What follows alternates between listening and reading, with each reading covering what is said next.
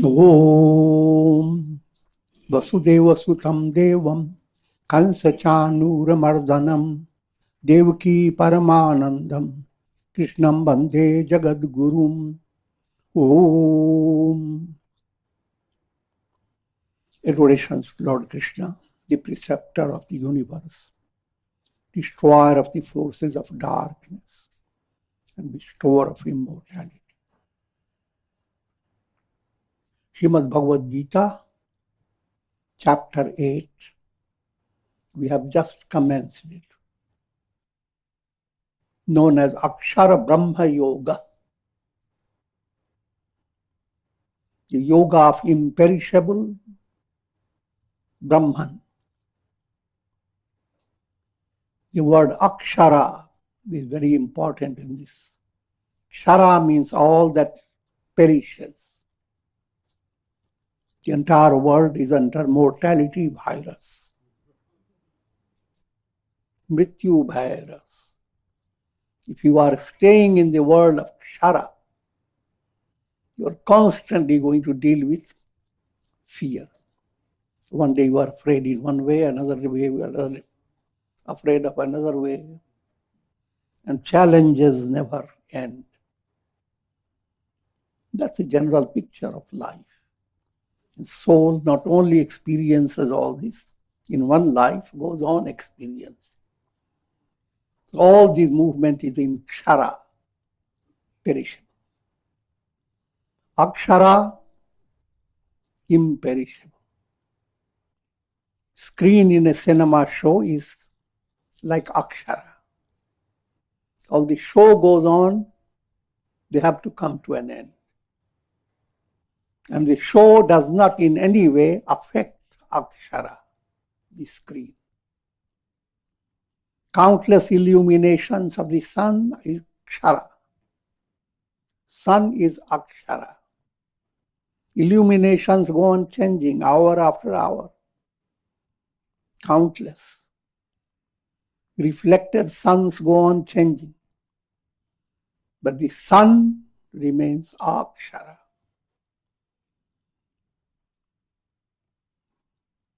And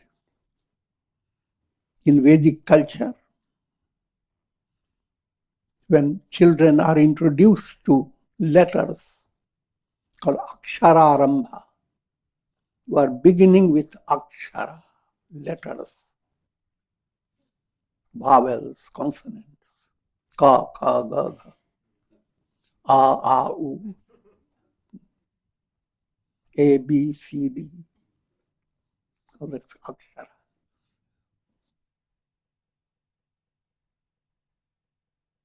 And those Aksharas create vast knowledge. So all the knowledge that you have, you read it through literature. But I will not go into that detail. Coming back to now the main topic, the subtle point behind all this, to enable you to understand that the entire world process is nothing but Brahman, absolute self. That's the goal of all scriptures. But don't be hasty. Try to understand the goal with patience. How should you move in your life? Your life is a blend of your reason, your will, your sentiments, your feelings, your action. And your life is in a world of time, space. So again, I will not extend that. But how should you live your life to attain the revelation of Akshara? Shri Bhagavan Uvacha. Arjuna asked the questions. And to reiterate what he asked, first thing he asked, Kim Tad Brahma? What is Brahman? Who is Brahman? What is Adhyatma? Adhyatma is the subjective source. What is karma? Here, karma refers to action of Brahman. How does Brahman come to creating the world process? What is Adhibhuta? All the subtle elements and their products. Subtle elements are bhuta, mahabhuta. And all that is brought out by those subtle elements, they are in that realm of Adhibhuta.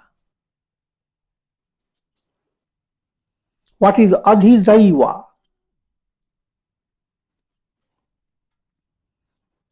You are given different concepts of so many gods, etc. But in this context, you need to understand the real Daiva is every soul,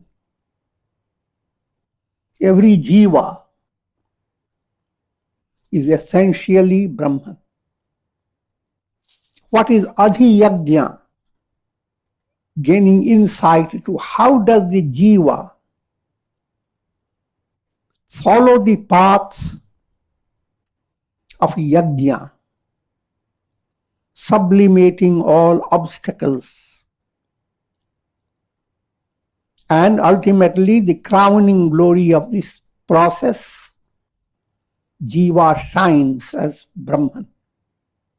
So the whole process is yajna process. And who is the goal of this yajna? Brahman. When you understand all this, and the seventh question was,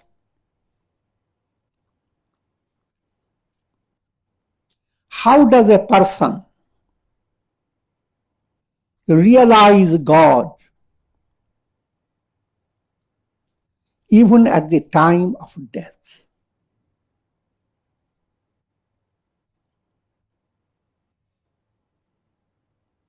And Lord Krishna replies, Aksharam Brahma Paramam Swabhavo Adhyatma Muchyate Bhuta Bhavod Bhavakaro Visarga Karma Sangita.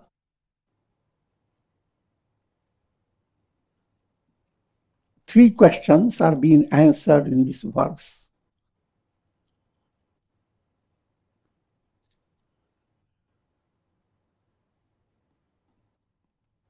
Supreme Brahman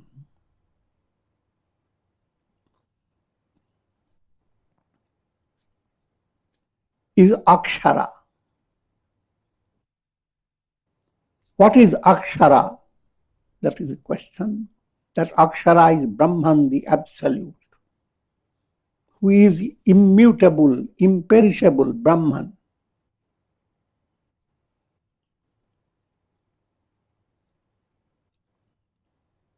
And the second point, Swabhavo Adhyatma Uchyate.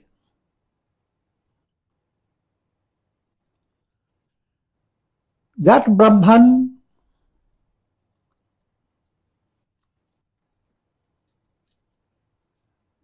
having created the entire world process,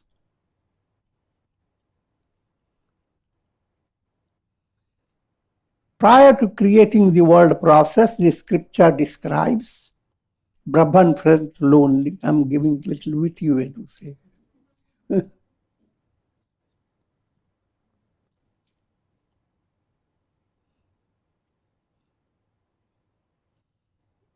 And by his Maya Shakti, he created the world of multiplicity. The entire world of multiplicity is extension of Swabhava. Swabhava is his own inner awareness.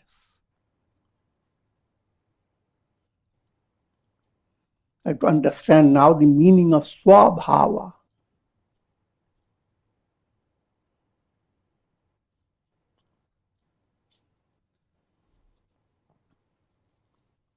In every individual,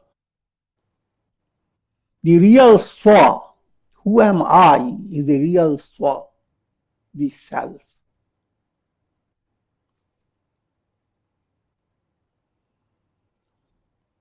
And that real self,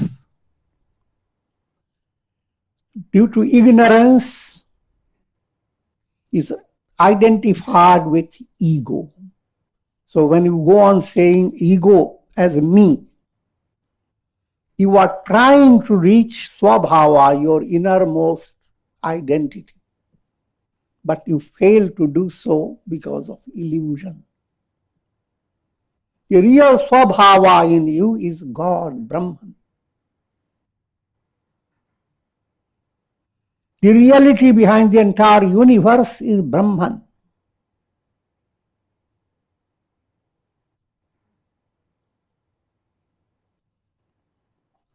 Simple point. What is the real I am? The real I am is your Swa. And you view things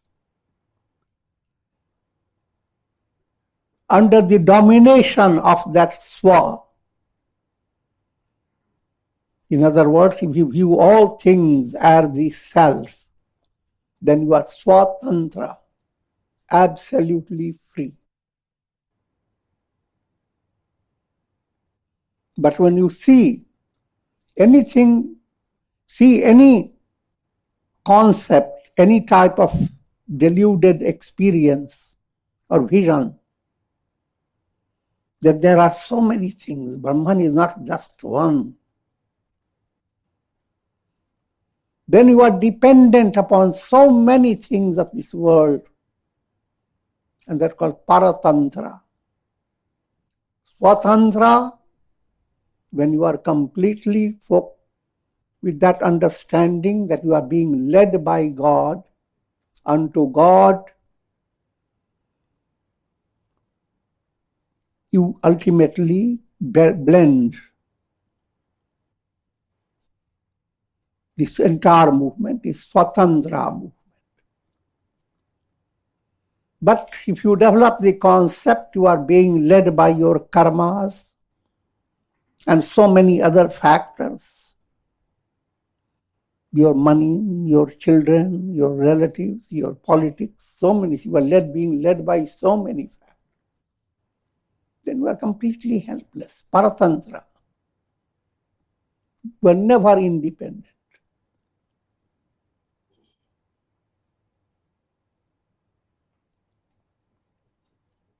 So that Brahman is described as Swabhava. And that's the nature of the subjective nature of every individual,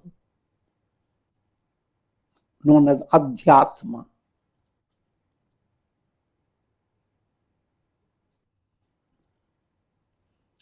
And the third point was, what is the nature of karma? But here not karma of every individual. Karma is God's action. How God expresses himself. God is nirguna.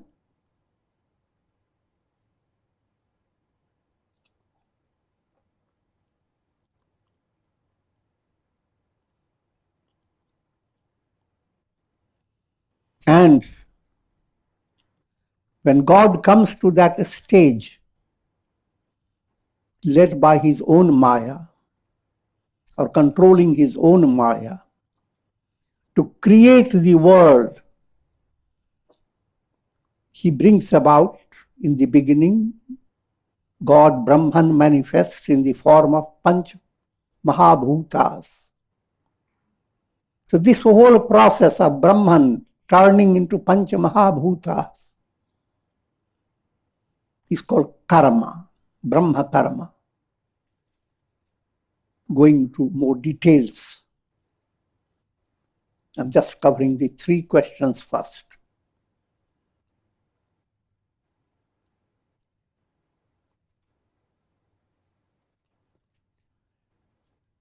Understand, when you look at the world, there are 2 causes behind the world process. One is called Mool Karan, the root cause. The root cause is Brahman. When you see the cinema show, what's the root cause? The screen.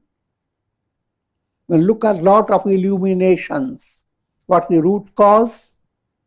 The sun.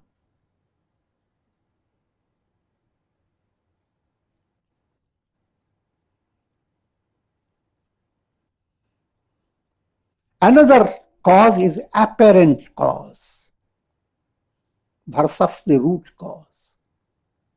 Apparent cause is led by illusion, maya.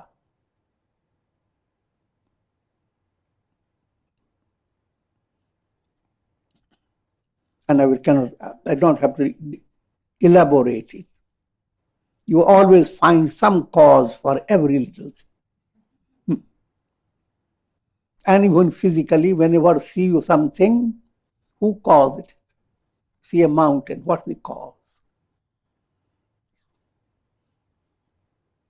Everything in the world is studied in causation.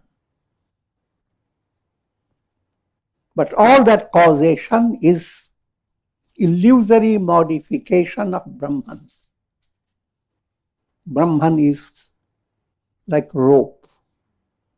When you see snake, the rope has become modified in an illusory manner and has become snake. The entire world experience and all multiplicity is illusory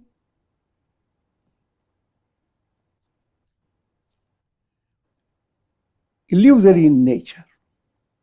And therefore, Brahman is a cause of this entire illusion. When we talk about the world,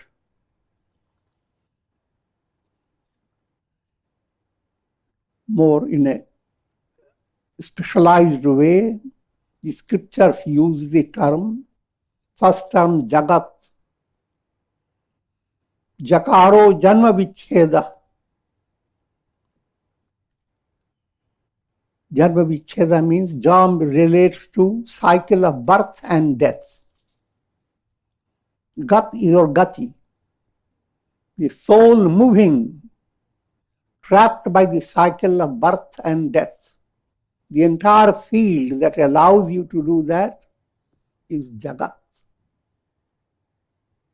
synonym for world.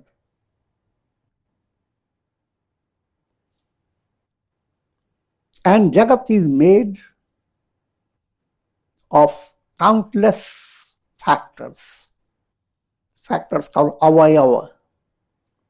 Just like your body has many factors, your fingers, your arms, your shoulders, your bones, your blood, etc. All these are called avayava. So many constituents. The world has countless constituents. And therefore their world is called savayava, with countless limbs. The world is sagun. It has qualities behind things. It is sakar. You can view it.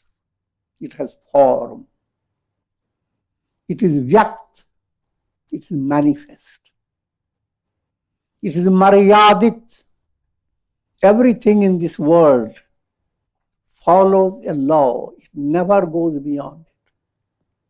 No matter where you go and pick up water, it is H2O. It will not break down, only H2O. Called maryadit. Everything is conditioned by law. Next understanding of self is called vinashi. Everything in this world will perish. Next is sthul, gross.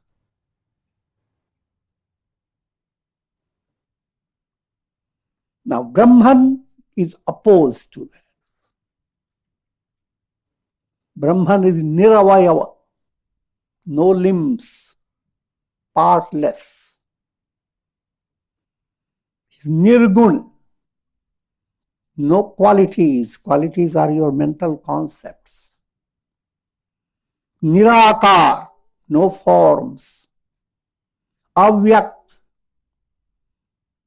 all that is vyakt is perceived by your mind, senses, intellect. But Brahman cannot be perceived by your mind, intellect, etc. Brahman is avyakt, unmanifest. All things in this world follow law of karma or law of creation. But Brahman does not. He is amaryadit. No maryada. And Krishna displays it in a humorous way. He will not follow any order. Start stealing.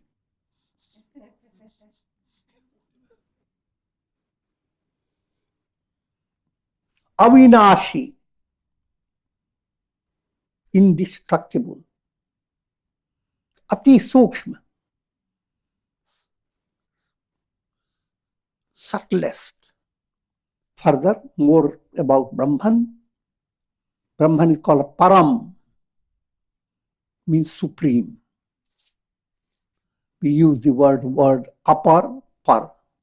Upper is lower, par is higher. Param is absolutely highest.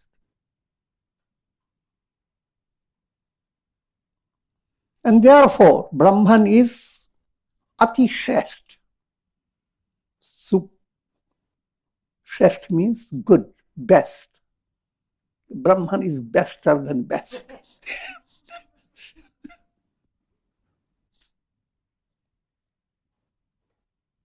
Niratishaya. Nothing can excel Brahman. Everything in this world can be excelled. Next, ek ras. Brahman is homogeneous.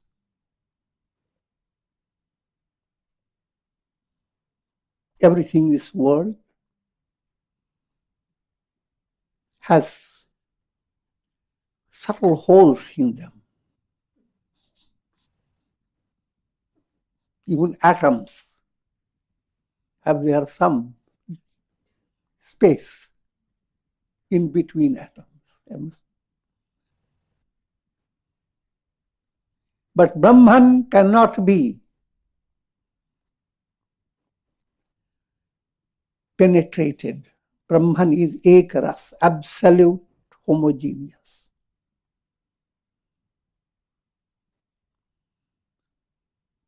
Brahman is akhand.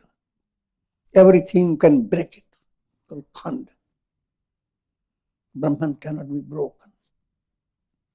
Let me have half Brahman today, half Brahman cannot be broken.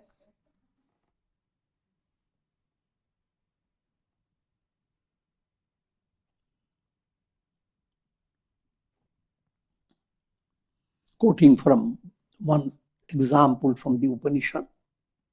Etasya va annarasya prashasane gargi surya chandramas masau vidhritau tishtata. Yagyavalkya is giving instruction. O Gargi, sun and moon, they perform their functions under the control of Brahman. Brahman is the controller behind all. All these are allegorical. Brahman is the only reality.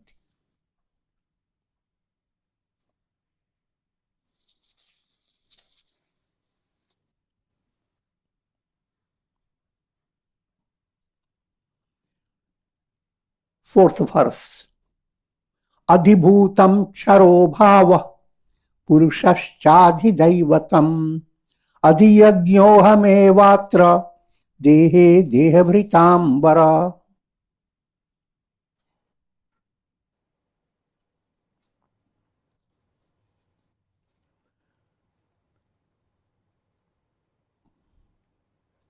Brahman is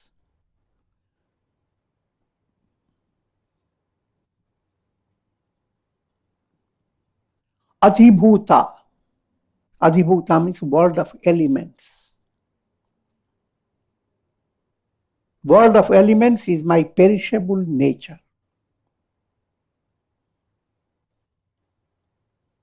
Adhidaiva is the Purusha.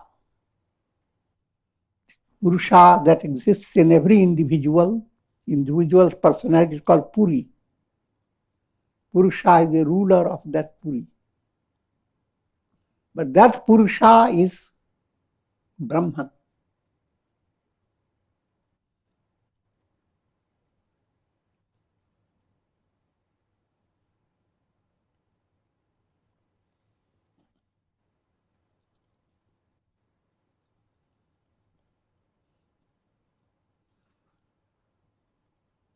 Adhidaiva is Purusha, or best among embodied beings. Arjuna is addressed with these words, best among embodied beings. It doesn't mean that Arjuna was the only best. Any spiritual seeker, as long as you have not developed aspiration, you are among all embodied beings, not best. Once aspiration has developed, you are best. You come in the best category. You will attain liberation. That's the meaning behind it. So Arjuna is being praised only to praise an aspirant. If you are living your life without that aspiration, you are not the best. You are just general masses, all pashus, animals, with 8 pashas, fetters. But once you have developed aspiration, you are best among all these animals.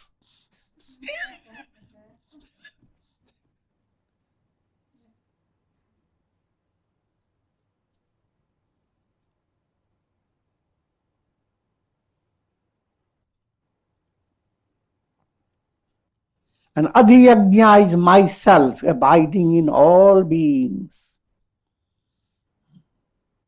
Yajna movement is movement of purification. The movement where malas, gross impurities, are being sublimated. And vikshepas, distractions, are being also remedied, brought into ekagrata state, one-pointed state. This entire process called yajna movement. And therefore many yajnas have been described in the Gita. Every act that you do for moving towards spiritual evolution, moving towards Brahman, is termed as yajna. And the result of all yajnas is that Supreme Deity, that is Brahman. That's the essential nature of everyone's soul. Fifth verse. Antakale cha mameva smaran muktva kalevaram yah prayati samadbhavam yati nastyatra sanshayah. The question was, how does one attain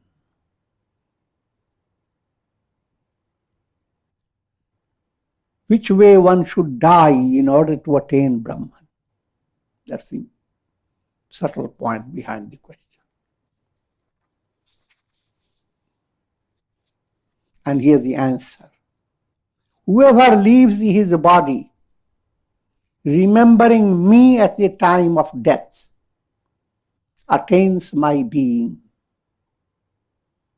There is no doubt in this.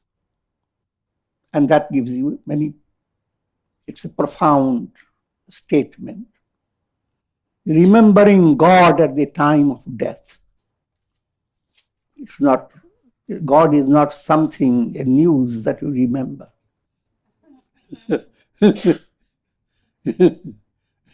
Yes, I met God.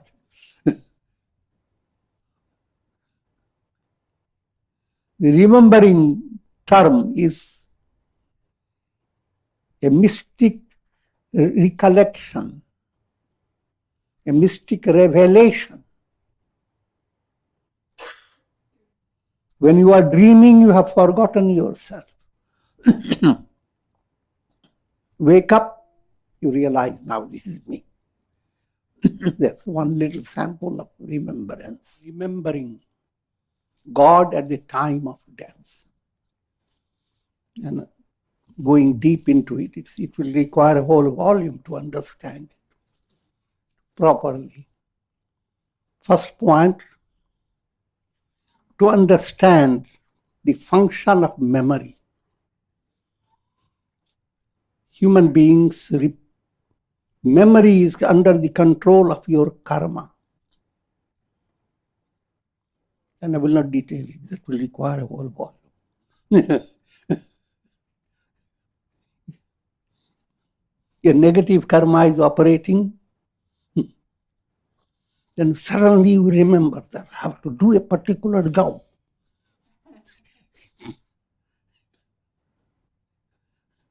And you go after it. And then get into a trouble.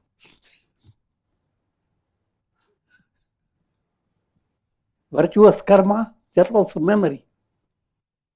Led by your memory, you do good deeds. But your memory is under the control of karma. But when you develop devotion to God, your memory is under the control of your karma, but your whole project now is under the supervision of God. So therefore, you are not completely controlled by karma. Your memory sneaks beyond the world of memories.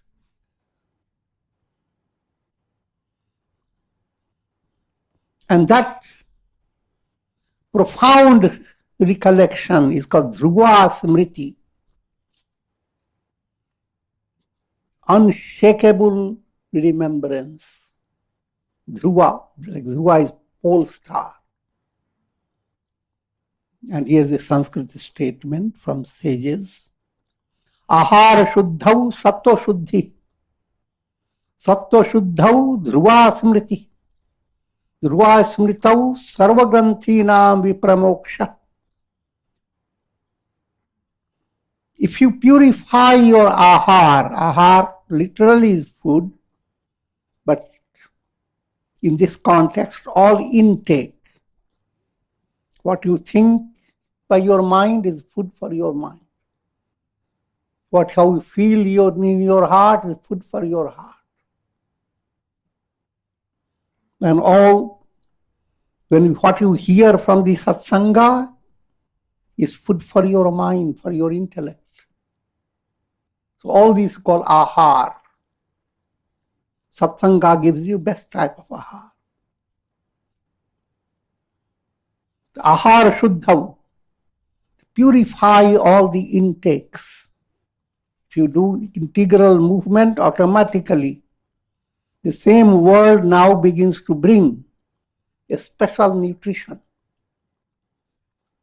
So if ahar is purified, sattva refers to your mind, purified.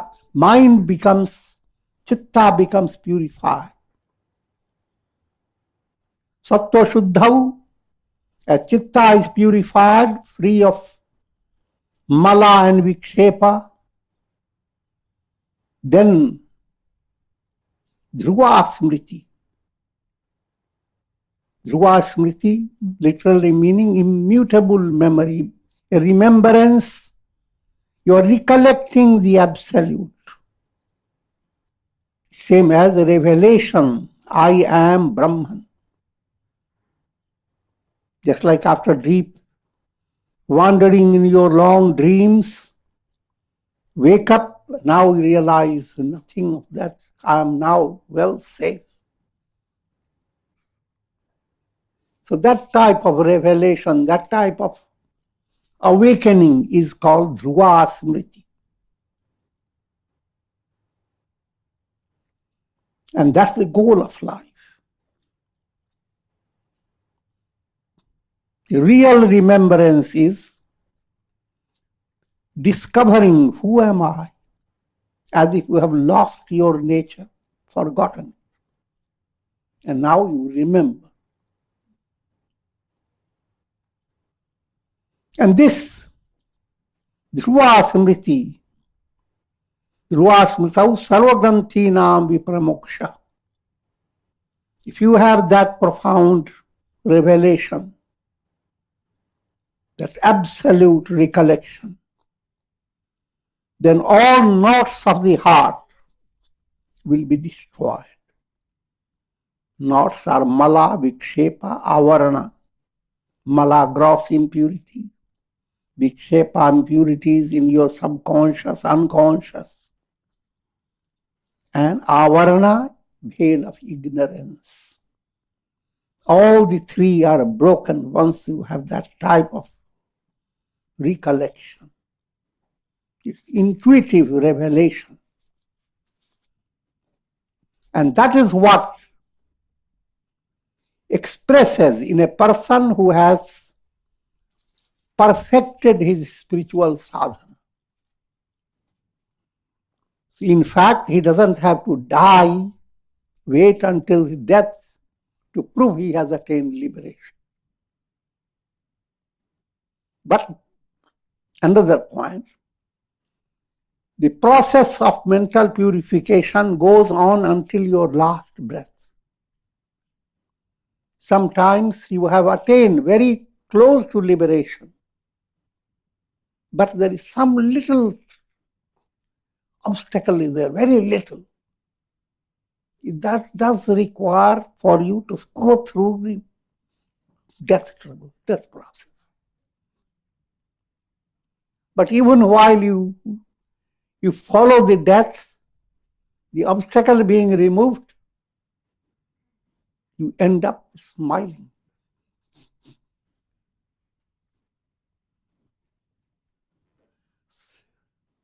So, your possibility of attaining liberation is until your last breath. But not wait for your last breath. Though understand until your last breath.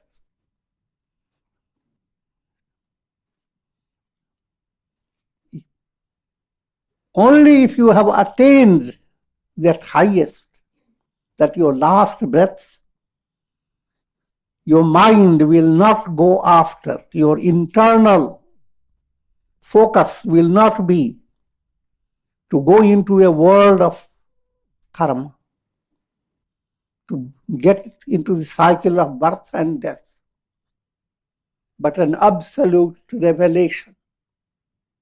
If mind has a devotional set, you will be expressing a divine love. Oh God, I've surrendered to you. I'm being enfolded by you. Your gana highlighted, Aham Brahma. Aham Brahma. I am Brahma. Understand also, you don't have to say all those things. But when it is described, how should a person die? Any answer is always limited. It's allegorical. So allegorically we say, whatever a person says at the last moment, that implies that is where he is going. But never to be taken literally. Many people die without saying anything.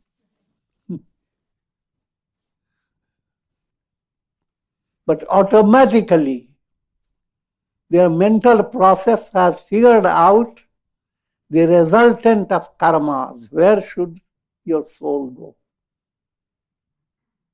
That happens automatically. And if karmic process has figured it out, your mind will develop a little reflection. And that will be your fascination. That's where I'm going. I'm going into that particular family. But all this I'm seeing deviations, distractions. The real goal, revelation, Aham Brahmasmi. That was your deepest reality for which you have done all your sadhana. And that reality is shining within your heart. And that is what even when the body is shed and death occurs, mind will not be distracted from that goal. And that has been in lives of saints. You may hear like Jesus saying, "Oh Father, have you forgotten me?" At the time of death. But the moment he says, within minutes, he expresses his communion with God. So, in appearance, death will appear like anyone's death. But it will end up into a total focus on God. That ending up will not be recognized by the masses. But this is the law that happens automatically, whether people recognize it or not. So many people die, you never know what was their life's last thought. Mm-hmm. And even when they said something at the time of death, that's only for your history book. That doesn't really mean what they said was real. Even when your mind is just a little upset, you don't know what you are saying. So, words don't count. But of course, there have been healthy personalities who at the time of death had clarity of vision. And those saints are also exemplary personalities. But main point to understand, if you have followed all those points of Brahman, discovered Brahman in every step, your last thought will be of Brahman.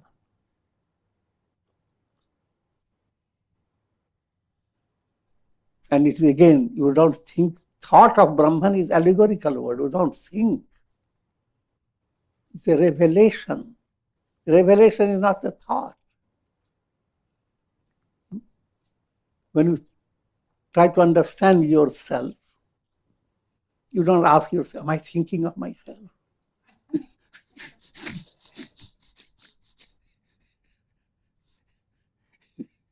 It's beyond your thought and more direct. When you think of something, you're not direct. So we have to understand all those points. And with this I conclude.